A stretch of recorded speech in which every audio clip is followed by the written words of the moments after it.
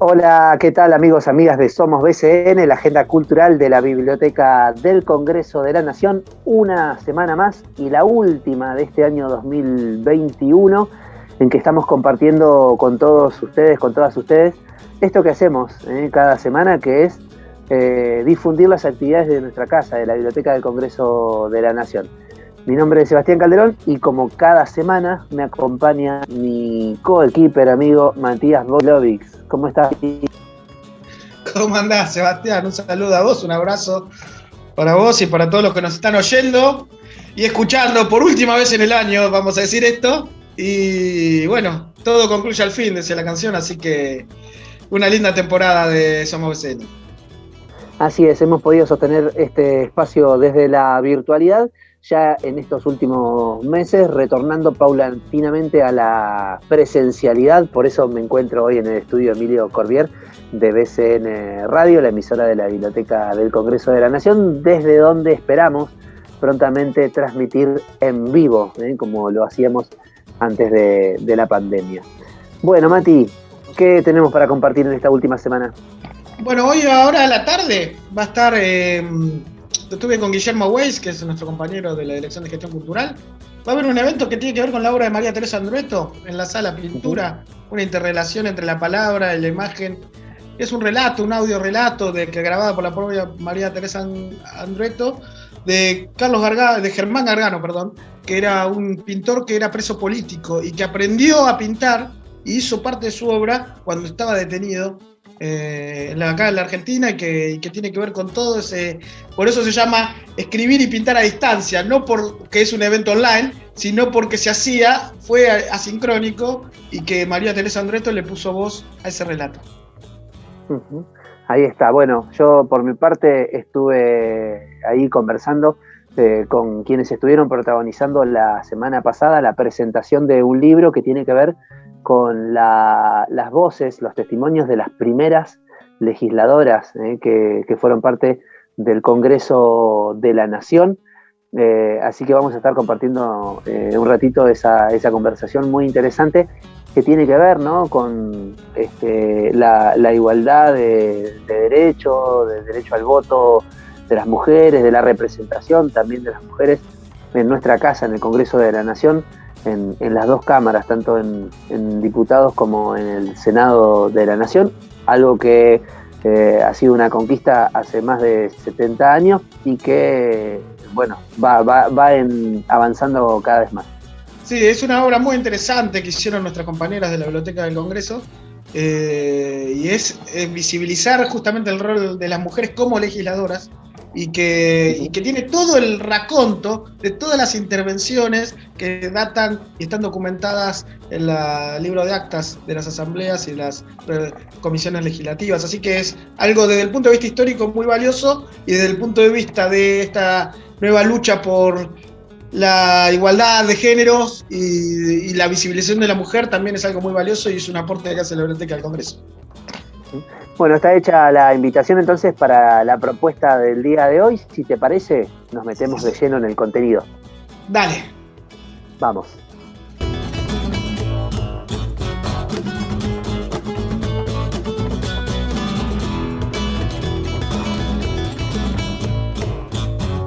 Y bien, amigos, amigas de Somos BCN, la agenda cultural de la Biblioteca del Congreso de la Nación, saben ustedes, compartimos en este espacio lo que ocurre en nuestra casa. Y la semana pasada, el martes más precisamente, estuvimos disfrutando de alguna forma de la presentación del libro Parlamentarias, la voz de las primeras legisladoras en el Congreso de la Nación. Es una publicación de la Biblioteca del Congreso que tiene en el prólogo aquí a nuestras invitadas, estuvo a cargo de ellas. Se trata de las historiadoras Julia Rosenberg e Isela Mo Amabet, que es compañera de la casa también. Bienvenidas a las dos a Somos BCN, la agenda cultural de la biblioteca. ¿Cómo están? Hola Sebastián, ¿cómo andás? Todo bien. Bueno, en principio consultarles, voy a arrancar por Isela, preguntándote sobre el origen de esta publicación, que entiendo es el contexto de los 70 años desde el inicio de desde el derecho al voto de las mujeres, ¿no? Pero escuchaba en la presentación que fue fue mucho más que eso, pero bueno, quería saber cómo institucionalmente se definió hacer esta publicación tan particular. Bien, bueno, Julia es usuaria de la biblioteca hace rato, así que algunas conversaciones se fueron tejiendo, digamos, en varios meses, pero fundamentalmente a partir del trabajo que ella realiza, que realizó con su libro Eva y las mujeres y otros proyectos que tenía, esa idea fue creciendo y la acercó a las autoridades de la biblioteca para ver si eso que ella estaba trabajando también se podía disponibilizar y hacer justamente un trabajo que no pusiera en valor justamente esta fecha, que como decís vos no es solo del voto femenino, sino es de los derechos políticos de las mujeres, de la primera vez que en la Argentina tuvimos legisladoras mujeres en el Congreso de la Nación y en las legislaturas provinciales. Así que hay que decir que aquí la idea fue de Julia, lo que nosotros hicimos fue ponerla en marcha, y bueno, tuvimos el generoso gesto de la compañera para hacer un estudio preliminar interesante, poder haber compartido un par de meses de trabajo y también incluso proyectar algunas otras cosas para adelante. Acá, Julia, te dejo a ver si querés completar. Ahí está. Sí, también agrego ahí a la consulta inicial, Julia, sobre lo que significó en la época esta discusión que imagino, como todas las discusiones políticas en la Argentina, no debe haber estado exenta de polémica, de grieta, de oposición, ¿no? Frente al avance de cualquier derecho en pos de alguna conquista de un derecho, digo, siempre aparecen diversas voces. ¿Qué ocurrió en ese contexto para que, bueno, se llegara luego a la inauguración de la participación institucional y política de las mujeres? Hola Sebastián, ¿cómo estás? Estaba silenciada porque tengo un perro que está ladrando y no quería que se escuche eso. Déjame antes decir algo respecto de lo que decía Isela, ¿no? Si bien es cierto que la idea un poco vino de mi parte, también lo cierto es que hubo de parte de la Biblioteca del Congreso de la Nación y de parte del equipo fundamentalmente que trabaja con Isela, pero también de otras áreas, una energía, un esfuerzo, un músculo de trabajo realmente muy admirable, ¿no? Y más sobre todo viniendo de pandemia, que en muy poco tiempo se logró digitalizar una gran cantidad de discursos, que en muy poco tiempo se logró editar esa digitalización, ponerla en un diseño. Quiero decir, me parece que más allá de la idea, hubo una muestra de trabajo interesantísima y muy admirable por parte de los trabajadores y trabajadoras de la Biblioteca del Congreso. Y además con la voluntad de llegar, bueno, un poco a esta fecha, ¿no? Que es la del aniversario, que es la de la efeméride, que siempre una efeméride es como una excusa, ¿no? Si se quiere, para repasar algo del pasado, y en este caso lo que se hizo fue poner a disposición de toda la sociedad argentina parte de un acervo, ¿no? Que es parte del acervo de la Biblioteca del Congreso, y me parece que eso es quizás de los gestos o de las políticas públicas más nobles que hay, ¿no? Que es esto, justamente que cualquier argentino, cualquier argentina desde Jujuy a Ushuaia pueda acceder a través de una página de internet a fuentes documentales, y bueno, eso me parece que es recontra destacable como política pública, ¿no? Respecto a lo que preguntabas, sí, completamente. Lo que se conmemora el 70 aniversario es de la elección, ¿no? La elección del 51, que es cuando estos derechos que se habían sancionado bajo la ley 13.010 en 1947 se vuelven algo concreto, ¿no? Se vuelven un ejercicio, una práctica concreta, ¿no? Y estos derechos tienen que ver, como decían ustedes antes, el voto, pero también la posibilidad para las mujeres de ser representantes políticas. Y esto que vos decías, Sebastián, un poco de los rechazos, ¿no? Que había a esta inserción de las mujeres como en la vida política, me parece que se puede ver muy claramente en el hecho de cómo fue la actitud de los distintos espacios políticos respecto de esta elección, ¿no? Como decíamos en la presentación el otro día, hay varios espacios políticos que llevan candidatas mujeres, pero hay otros que no, que deciden que todavía no es el momento de presentar mujeres como candidatas a representantes políticas. El radicalismo es uno de ellos, ¿no? El Partido Demócrata es otro, pero del radicalismo llama mucho la atención porque solamente 2 partidos tenían los votos suficientes para ingresar representantes políticos en los diferentes espacios, en el Congreso, en el Ejecutivo. y bueno, son el peronismo y el radicalismo, ¿no? Y el radicalismo ni siquiera permitía a las mujeres para ese entonces, para 1951, tareas dentro del partido que no sean las de propaganda, ¿no? Entonces, efectivamente, había todavía muchos sectores de la sociedad que, bueno, no se manifestaban explícitamente en contra, pero no habilitaban, tampoco no impulsaban la equiparación de derechos políticos entre hombres y mujeres. Uh-huh. Fue un proceso largo por lo que entiendo y contabas, desde la sanción de la ley que permite el sufragio femenino en el 47 hasta la elección del 51, y la discusión que fue muchísimo anterior al 47, ¿no? De quién es la idea, quién impulsa esto, y también te pregunto, y lo mencionaste durante la presentación, había cuadros políticos entre las mujeres, y si también había alguna concepción de que eran todas seguidoras fanáticas de Eva Perón, ¿no? De Evita. Sí, Perón asume en junio del 46, ¿no? Y en agosto de ese año ya se está discutiendo en la Cámara de Senadores un proyecto de ley. Son varios los legisladores que presentan diferentes proyectos de ley. El que encabeza, el que representa la voluntad del presidente es el que presenta Lorenzo Soler, un senador por la provincia de Mendoza, que había sido del radicalismo, pero que, bueno, a partir del surgimiento del peronismo se incorpora a las filas peronistas. Y es muy interesante también, ¿no? Se pueden leer las discusiones de esa ley que se dan en senadores y diputados gracias al acervo de la Biblioteca del Congreso. La postura de Lorenzo Soler es interesantísima porque es sin duda de las posturas más igualitarias, ¿no? El que tiende a una postura más de equiparar los derechos entre hombres y mujeres, y es muy interesante leerlo en ese sentido, ¿no? Realmente con una mirada muy avanzada para la época. Y respecto de la otra pregunta, la de las mujeres, Isela también estuvo leyendo algunos de sus discursos, así que también puede opinar al respecto. Yo creo que era una idea de la época, ¿no? De la oposición, sobre todo al peronismo, del radicalismo, y de algunas mujeres que sí se embanderaban bajo la idea del feminismo, que las que asumían, las que eran legisladoras por parte del peronismo, que eran militantes del Partido Peronista Femenino, había como cierto tono de subestimarlas, ¿no?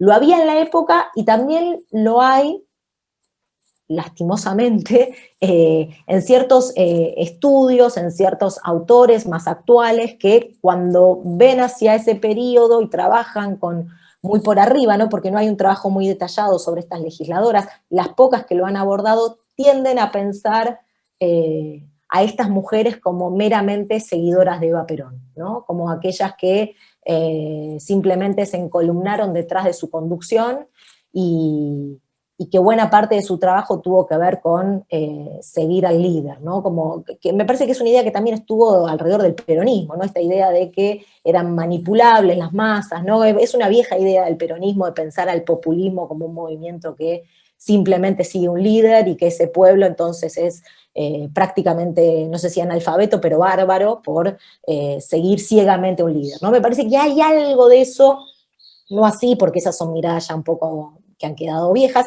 pero hay algo, ¿no? En lo poco que se puede leer sobre esos trabajos que de alguna manera reproducen esa idea, y me parece que el trabajo que acá compilamos, se compiló desde la Biblioteca del Congreso de la Nación, bueno, me parece que justamente lo que permite es ver un corrimiento en esas ideas, ¿no?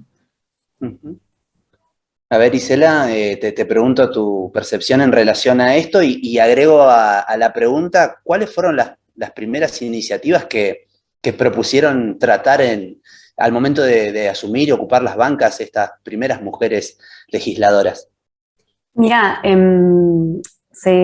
por lo que pudimos compilar las intervenciones, y porque hay que aclararlo, este trabajo reúne todas las intervenciones, pero no lo que se denomina como la actuación parlamentaria, que es un poco más amplia, que cualquier usuaria, lector puede ir a buscar también.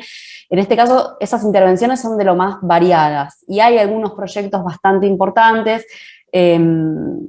Por ejemplo, la modificación al régimen de minoridad, que entre otras cosas lo que equiparó son los derechos de los hijos dentro del matrimonio y fuera del matrimonio, que eran llamados naturales o legítimos, cuestiones de ese tipo, que entre otras cosas incorporaron, por ejemplo, algo importantísimo en la ley argentina, que fue la ley de divorcio vincular. No fue hasta después en los años 80, en el 85, si mal no recuerdo, porque eso fue derogado por la Libertadora, que se volvió a habilitar el divorcio.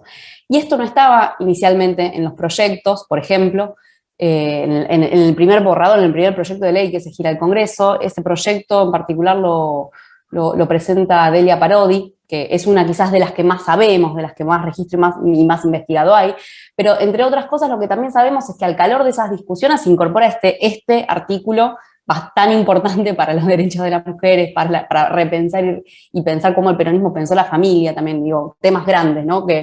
En los que está bueno meterse, y este trabajo permite devolverle ese espesor, ¿no? Esa agencia a las mujeres que tuvieron, digo, más allá de algunas agendas, por decirlo de alguna manera. Se dice que Eva tenía una suerte de agenda para el Congreso, no hay documentos de eso, pero se presume de la misma manera que tuvo una participación muy activa en la confección de estas listas, que también había una agenda propia. En esa agenda propia también estuvo el quehacer de las propias legisladoras, incorporando, por ejemplo, esta clase de modificaciones. Hay que decir que obviamente las mujeres no actuaron como un bloque aparte, fueron parte del mismo bloque, y en ese sentido, quienes presentaban los proyectos en comisión, bueno, todo lo que tiene que ver con la labor parlamentaria, se hizo en conjunto, digamos, ¿no? Pero lo que sí vemos es una participación en algunas conversaciones y en algunas discusiones muy importantes, muy locuaces, fueron importantes portavoces de cuestiones que tuvieron que ver con conflictos y procesos y leyes que fueron muy discutidas, que tuvieron un gran impacto social, las que tuvieron entre el 54 y el 55, que ver con la separación de la Iglesia y del Estado. Ahí tuvimos un momento donde el Congreso de la Nación fue también un escenario de grandes disputas políticas, y me parece que este trabajo le devuelve espesor al Congreso y a las legisladoras como parte también de la hechura de la historia, ¿no? de la agencia que tuvieron. Uh-huh. Ahí está, aporto el dato de que el análisis que se realiza y se presenta en este libro es de 180 intervenciones que se quedaron registradas en los diarios de sesiones del Congreso, a los que se puede acceder afortunadamente. Bueno, y quiero preguntar por el después. Hoy en día no hay ningún tipo de discusión en relación a la participación y a la participación institucional y a la representación de las mujeres. Pero este proceso, desde la sanción de la ley del 47 hasta el sufragio en el 51, más de 4 años, y un poco más por la discusión que le antecedió, tuvo esta representación corta, si se quiere, porque en el 55 llega el derrocamiento de Perón, la llegada de la mal llamada Revolución Libertadora, y luego, ¿cómo sigue la participación de las mujeres? Le pregunto a las dos como historiadoras, y si se volvió a poner en discusión el lugar de la mujer, tal como había ocurrido antes. Sí, lo que desciende mucho, digamos, a partir del 55 es lo que mencionábamos antes, ¿no? La cantidad de representantes políticas mujeres en el Congreso Nacional y en las legislaturas provinciales, que quizás fue la mayor de las novedades durante el segundo gobierno peronista. No deja, así como se dio marcha atrás con la Libertadora, con la reforma de la Constitución del 49, hay que decir que no se dio marcha atrás con la Ley 13.010, la Ley 13.010 queda intacta, a partir de entonces las mujeres siguen participando a través del voto. Lo que sí baja, y mucho, y durante mucho tiempo, es la cantidad de mujeres que son representantes políticas, ¿no? Recién en el 73, con la vuelta del peronismo, vuelve a crecer, no recuerdo ahora exactamente los números, pero es entre el 10 y el 15% la cantidad de mujeres en el Congreso Nacional. Cuando llega el golpe del 55 había 23%, se mantiene en niveles muy bajos durante todos esos 18 años, y recién, como decimos siempre, se vuelve a superar el 23% que había en el 55 a fines de la década de los 90, más de 40 años después, y en ese entonces lo va a hacer gracias a la ley de cupo, ¿no? Que del 91, que obliga a los partidos políticos a llevar el 30% de mujeres en sus listas, ¿no? Entonces, efectivamente, bueno, en el medio está la presidencia de Isabel, ¿no? Bueno, sabemos que hay algunos hitos en el medio.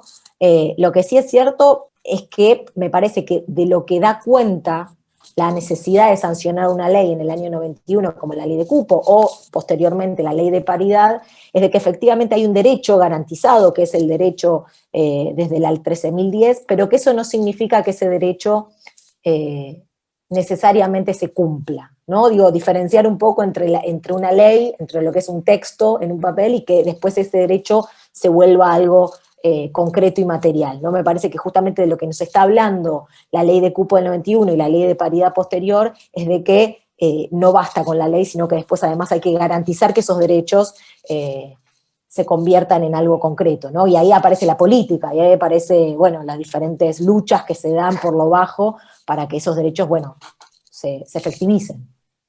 Exactamente. Bueno, y ahí en la presentación la diputada electa Gisela Marciota también daba cuenta de esta necesidad de hacer cumplir la ley de paridad, ¿no? En relación a la representación de las mujeres en ambas cámaras. A modo de cierre, y para que el público usuario de la biblioteca que nos está siguiendo por las distintas redes pueda acceder a este material, en dónde lo encuentran, y si está previsto que esto se siga presentando en otros ámbitos parlamentarios, provinciales, ¿cuál es la idea en relación a este trabajo tan lindo? El trabajo ya se puede encontrar para descargar en la página web de la biblioteca, BCN Gobar, y esta edición, la que descargable, es justamente la que tiene el acceso al corpus, a la totalidad de los discursos digitalizados por legisladoras, incluidas no solo este primer grupo que reseñamos en la versión impresa, sino también el de las legisladoras que ingresan en las elecciones legislativas de 1954, que si bien son pocos meses, porque sobrevendrá el golpe de Estado, también para todas ellas, sí fueron momentos de intenso debate y discusión, así que los invitamos y las invitamos a leerlos y a descargarlos. Y por otro lado, probablemente el año que viene tengamos varias presentaciones, quizás con seguridad en la Feria del Libro, que esperamos que la próxima Feria del Libro sí sea presencial, no como este año. Bien. Así que allí tendremos una próxima parada. Y lo más interesante, importante, es que de alguna manera este trabajo, esta idea que trajo Julia acá, pero que también se está autorizando con otras legislaturas, con otras bibliotecas que tienen muchísimo patrimonio para disponibilizar, para revisar. Digo, aquí vale, por decirlo de alguna manera, el gesto político. Digo, los discursos son buenos, hay mucho que trabajar, pero hay muchísimo más por revisar y por poner en valor, y también de trabajo de cooperación institucional. Así que creo que el año que viene, espero, nos tenga también trabajando en eso. Ahí está. Bueno, el agradecimiento a las dos por estos minutos, acá en Somos BCN, la agenda cultural de la Biblioteca del Congreso de la Nación, que hacemos para BCN Radio, la emisora de la Biblioteca del Congreso. Un abrazo enorme. Un saludo, Sebastián. Chau.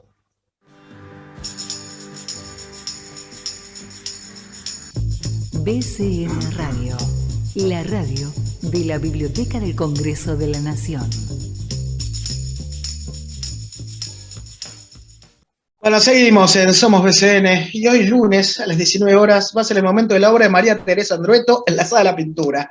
El taller se llama Escribir y Pintar a Distancia y está a cargo del amigo Guillermo Weiss, que junto a Agustín Verdiu, dos amigos de la casa, de acá de la Biblioteca del Congreso de la Nación, nos van a estar dando esta actividad, ofreciendo para todos nuestros usuarios y usuarias. ¿Qué tal, Guillermo? Matías Buenislao te saluda. Bienvenido. Matías, ¿qué tal? Buenas tardes. Antes que nada, gracias por la difusión, como siempre. En este caso nos toca parte de colaborar en la obra de María Teresa Andrueto, de características, seguimos con las características online y digitales. Y bueno, para no hacerlo como muy extenso, les recomiendo que entren a la página de la biblioteca y allí van a encontrar gran parte de la obra que se está trabajando de la Dirección de Gestión Cultural, y en este caso, junto con Agustín, estamos preparando este gran relato de María Teresa Andrueto. Sí, estuve ahí, bueno, en ahí pueden acceder a la actividad y de ahí incluso se va a transmitir a través de la página, a través de la cuenta de Facebook de la Biblioteca del Congreso. Pero, ¿de qué se trata? ¿Es un audio relato hecho por la misma María Teresa que ustedes van narrando? Contanos un poco de qué encuadra la actividad. Es un relato de María Teresa Andrueto, es muy fuerte, es muy emocionante, es de la época de 1980, 1982, y habla de los primeros inicios, digamos, de las primeras pinceladas del gran pintor Germán Gargano, que es un preso político, y en ese año se encuentra en el penal de La Plata, y tiene la posibilidad de hacer un taller sobre pintura y acuarela. Se empieza a iniciar, digamos, en plena dictadura militar y estando detenido, empieza a hacer sus primeras incursiones con bocetos, acrílicos y alguna que otra acuarela también.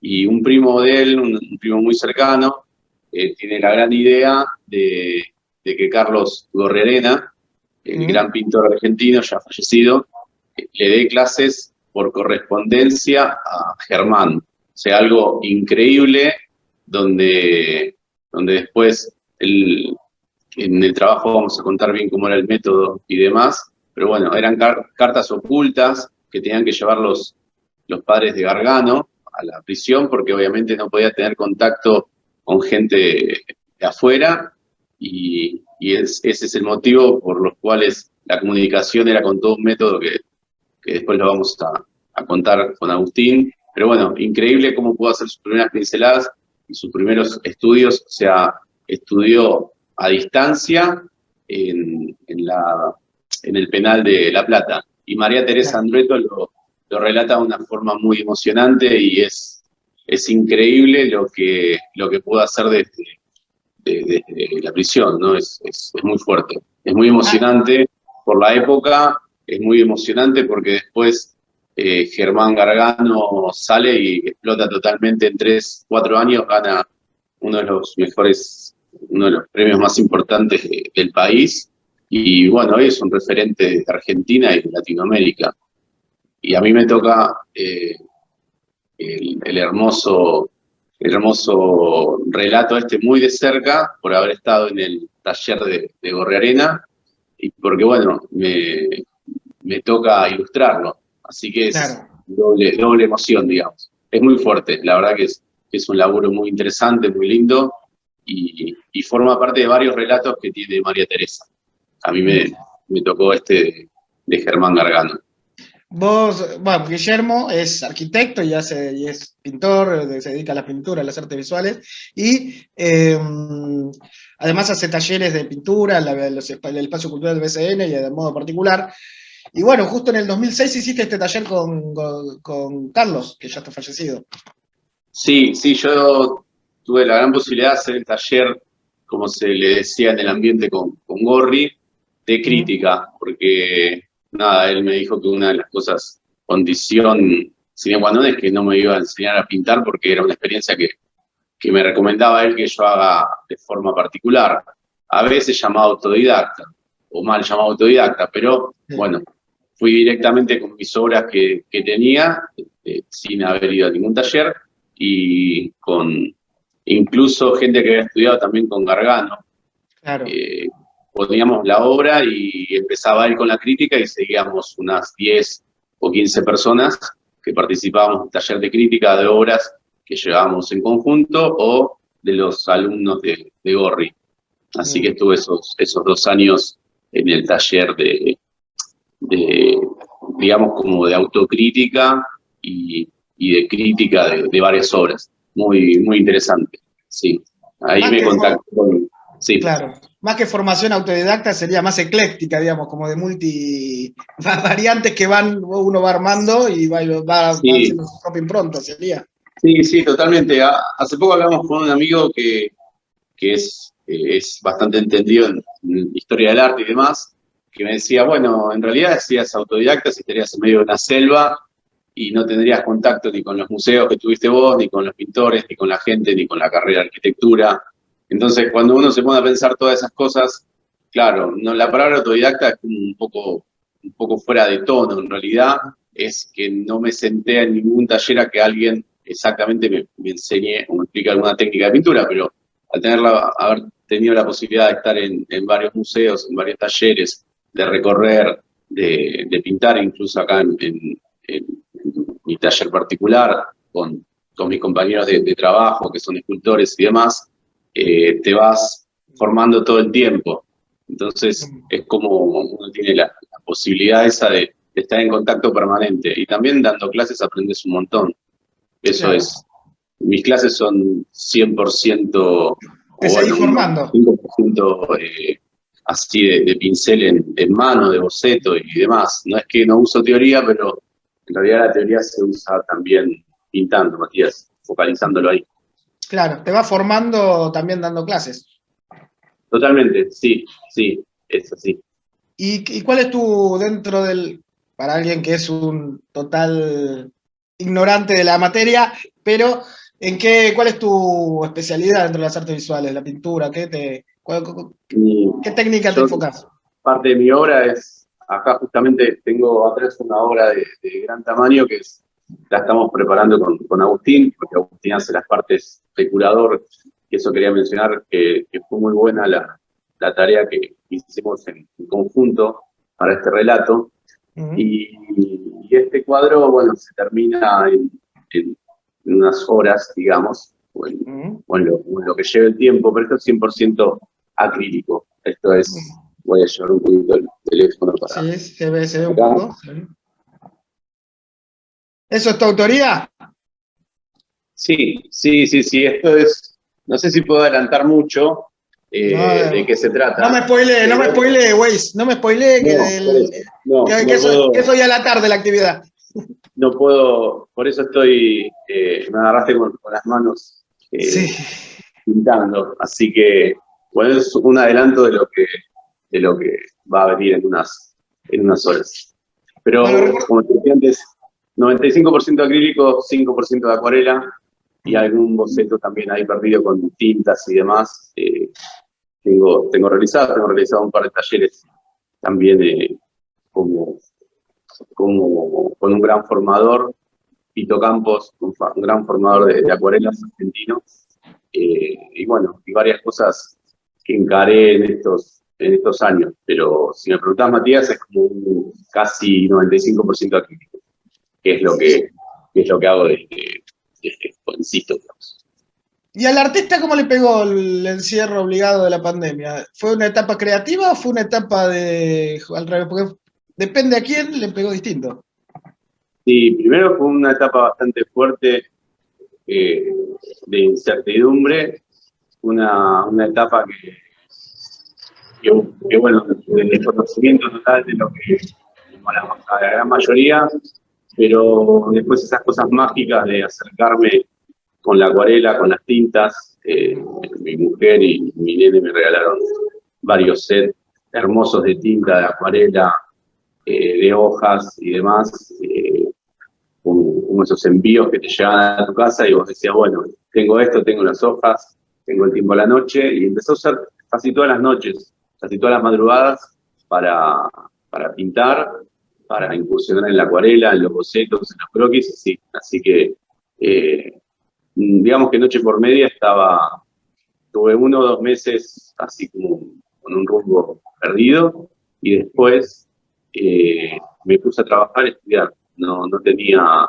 mucho margen, hice cursos online, o sea, me capacité y demás como para afrontar lo que venía, y comencé también con la ilustración, así que en ese sentido me seguí formando, me seguí capacitando. Tuve pocas semanas de así como bastante a la deriva, y después me pude acomodar y bueno, nada, como todo, o sea, seguir trabajando, y la pandemia creo que la utilicé para ese lado.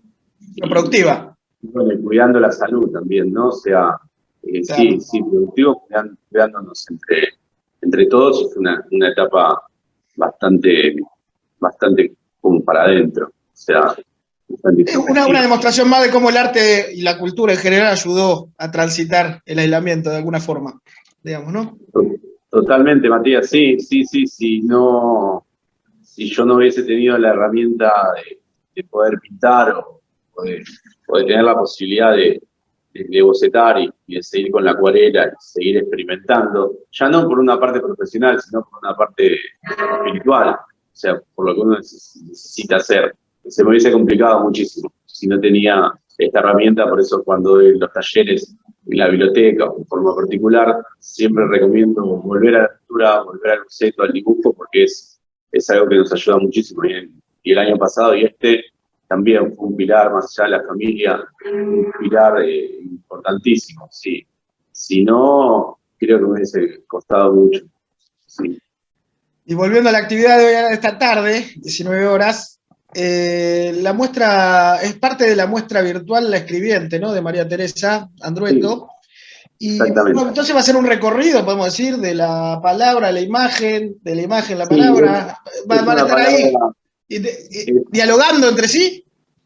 Mira, es muy buena, Matías, tu pregunta, porque cuando organizamos el trabajo con Agustín, pensamos de tener la síntesis.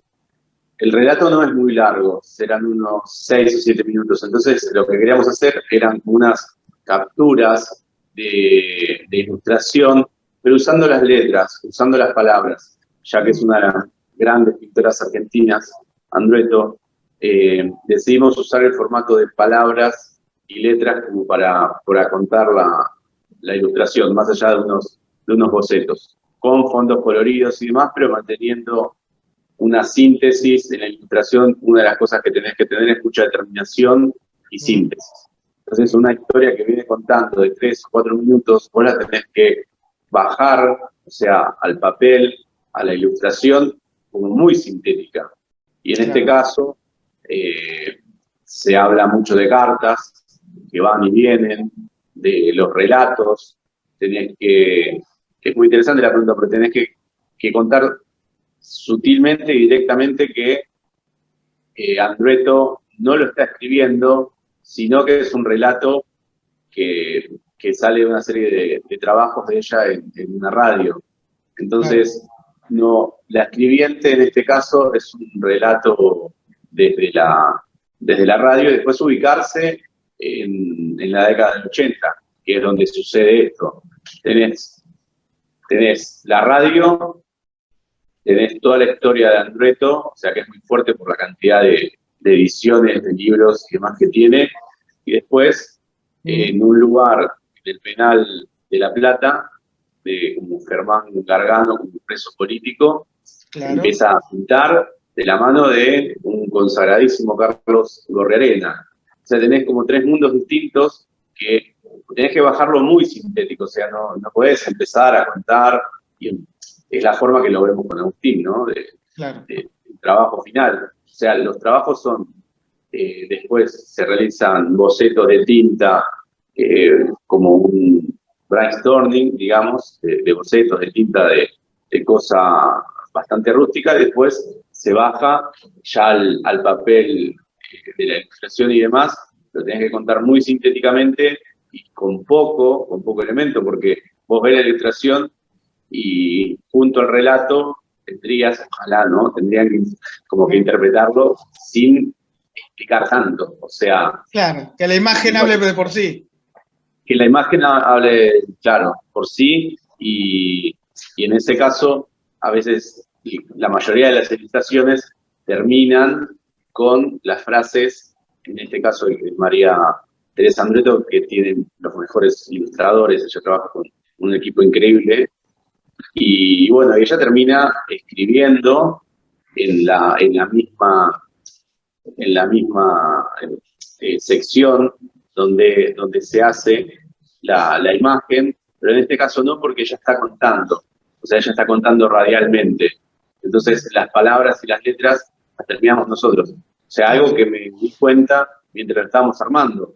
Porque digo, bueno, acá ¿qué escribe María Teresa? Y acá no escribe nada, porque lo sacamos de un relato. Entonces, ese final que a veces deja el ilustrador para que la escritora lo termine, acá en este caso no estaba. Así que tuvimos que rever esa parte y volver un poco a la síntesis más pura. No sé si me explico, porque no están esas palabras o esas frases terminando. Sí, se entiende. Muy interesante. Así que escribir y pintar a distancia no era solamente, porque yo lo había entendido como el formato virtual, sino que en general te remonta al formato del lenguaje encriptado de la clandestinidad que obligaba a la dictadura y la represión. Totalmente, sí, totalmente. Ella en el relato después, bueno, no quiero adelantarme, pero lo compara también con lo que es la virtualidad de la distancia, o sea, con la distancia de no tenerlo al otro tan cerca y claro. esa parte... O sea, son encuentros asincrónicos, muy de moda en estos momentos y en esa era inevitable. Es increíble, el relato está...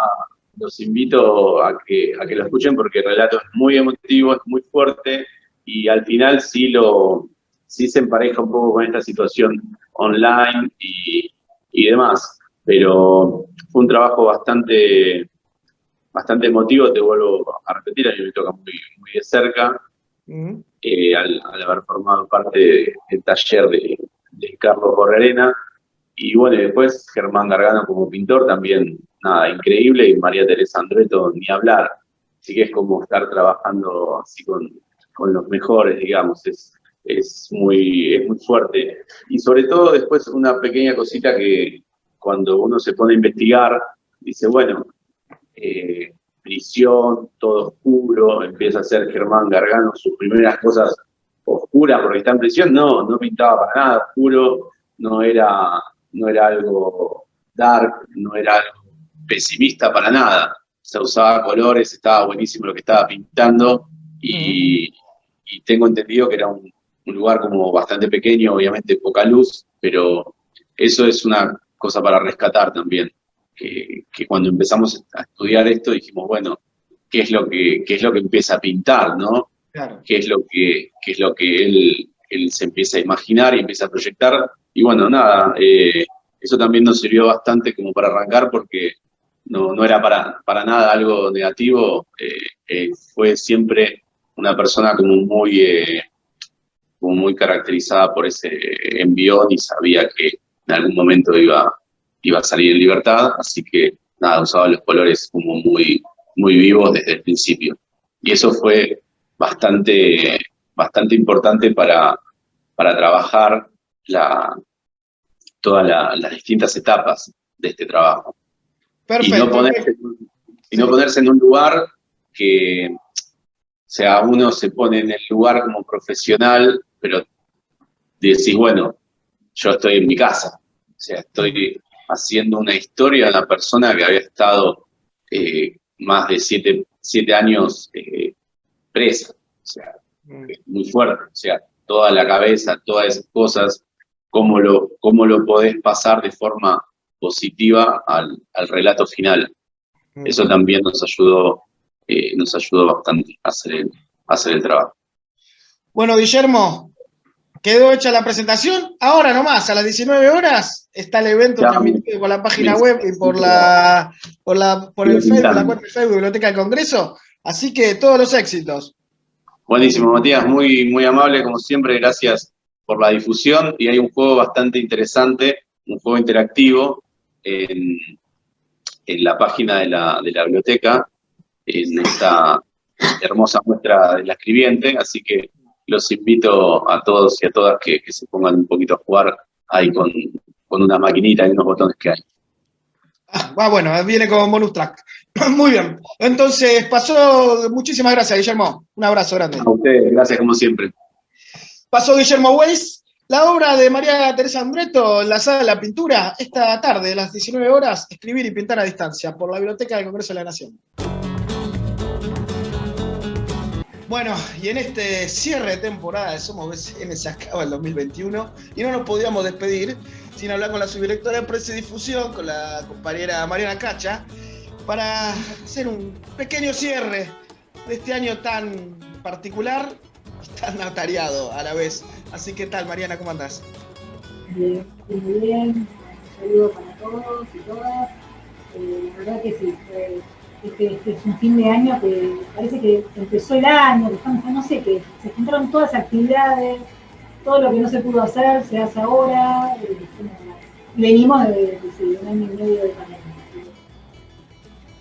Así que, sí, no, justo podríamos hacer un breve, ¿cuál es tu breve repaso? No vamos a hacer un balance porque son muchos, pero un breve repaso de cómo fue este 2020, digamos, para la dirección para la parte de prensa, para la biblioteca en general, para vos en particular.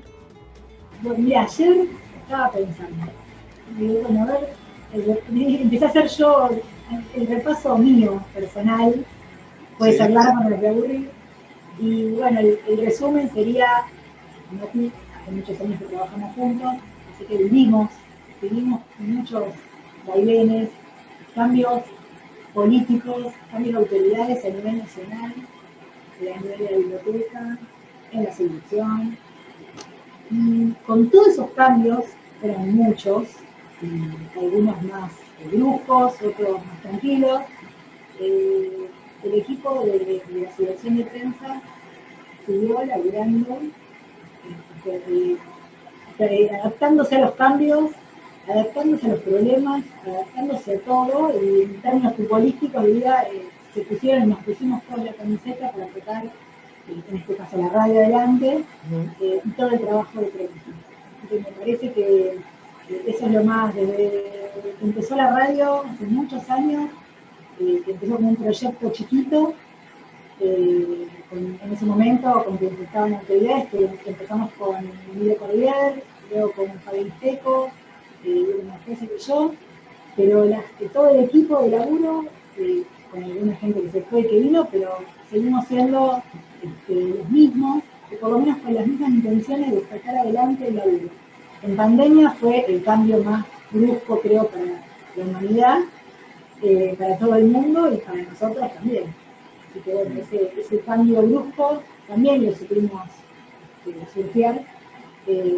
Bueno, hoy tenemos muchos programas en podcast, la verdad que es un orgullo. Tenemos una página web donde la pueden escuchar, por Spotify. La verdad que me parece que es un laburo que se hizo de adaptación de los operadores, las operadoras, productoras, los conductores. Me parece que Mariana Salas a la cabeza, que supo llevar todo el equipo, y me parece que colaboraron, porque en producción de muchos programas trabajan compañeros de la subdirección, que no son específicamente trabajadores de la radio, y sin embargo, que pusieron todo. Me parece que tuvimos mucho apoyo de Alejandro Santos, el director, mucho apoyo de Carlos Selva, el presidente de la comisión. Me parece que es todo eso, que no es para tirar flores unos a otros, sino que realmente en un momento difícil pudimos sacar un producto más que digno, yo diría muy bueno. Somos BCN, que lo queremos todos, me parece que tuvimos muchos programas institucionales, y es como le tenemos un cariño, porque también es como la confidencia del laburo de todos los trabajadores y trabajadoras de la biblioteca. Me parece, no sé si lo hice muy largo, pero eso fue todo lo que pensé ayer.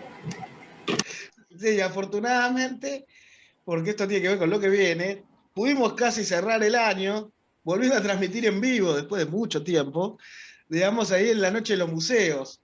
Un poco, por lo menos en particular, fue como un reencuentro y volver a hacer el formato que alguna vez decíamos de radio, y que un poco anuncia lo que viene, o va a ser algo mixto. ¿Cómo lo imaginamos?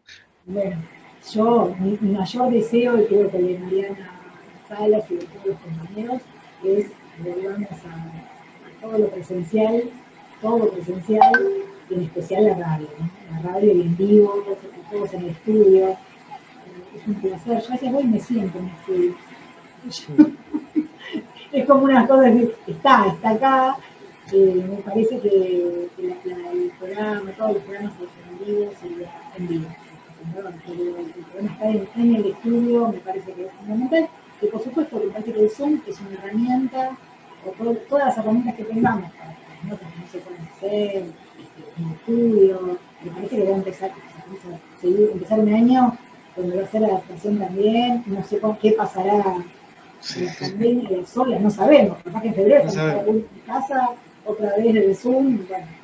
Pero bueno, si todo siguiera como viene acá en la Argentina, me parece que está buenísimo volver a hacer radio en el estudio y trascendido, que la noticia también es buena.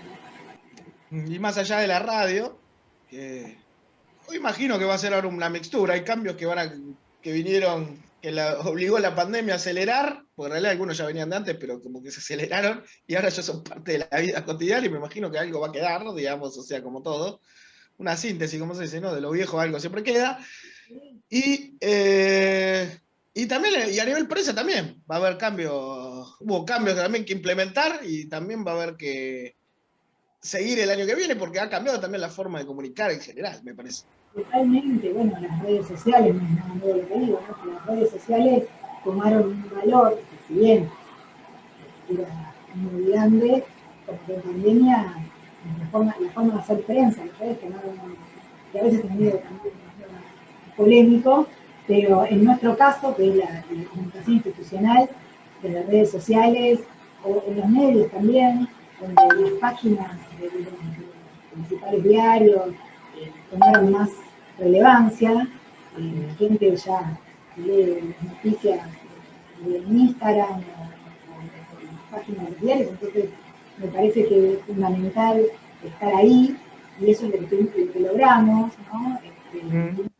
Presencia este año en Telam, eso también nos dio otra visibilidad para la gente que nos conoce, y también es una forma también de mostrar la radio, porque bueno, también, no solo para que nos escuchen, es que sepan que hay una radio, que nos escuchen, que sepan que hay notas, que sepan que hay cosas interesantes, que después nos enteramos que lo escuchan en una escuela, en ciudades, y bueno, eso también está buenísimo.